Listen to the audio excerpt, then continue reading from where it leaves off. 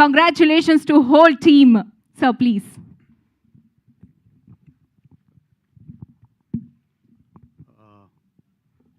మాది నల్గొండ జిల్లా రాఘవాపురం. నేను 97లో 10th క్లాస్ అయిపోగానే చదువుకోవడానికి హైదరాబాద్ వచ్చాను, పాలిటెక్నిక్ చదువుకోవడానికి. వచ్చిన దగ్గర నుంచి నా చదువు అయినా దాని తర్వాత కెరియర్ అయినా జరిగే క్రమంలో నేను చాలా చోట్ల ఉన్నాను.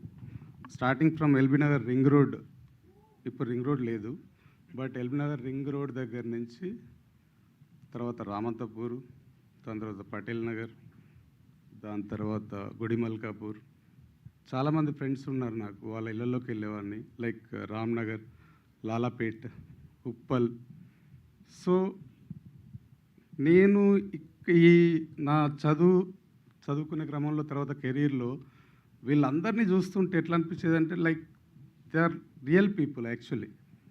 సో నేను వేసే ప్రతి అడుగులో కూడా వాళ్ళు అంటే నా చుట్టూ ఉన్న వాళ్ళు జనాలందరూ ఎంకరేజింగ్గానే ఉంటారు. ఇక్కడ కొంచెం కూడా నెగిటివిటీ ఎక్కడ కనపడేది కాదు నాకు actually. So that is where ఈ జీవితంలో అంటే లైక్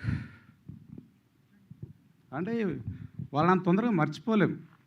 సో హైదరాబాద్ వీళ్ళందరినీ సరే ఒక క్రమం మనం సినిమా చేద్దాం అనుకున్నప్పుడు ఫస్ట్ అమీర్ లోగ్ అనే టైటిల్ తట్టింది.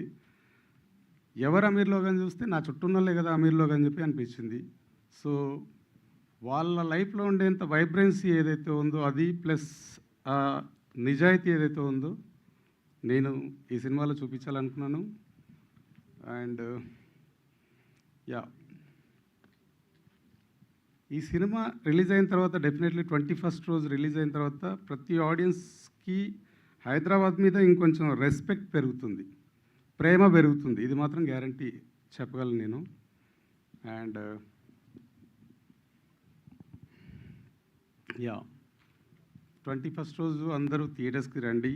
యూ జస్ట్ ఎక్స్పీరియన్స్ ది అమీర్ లోగ్ వినే.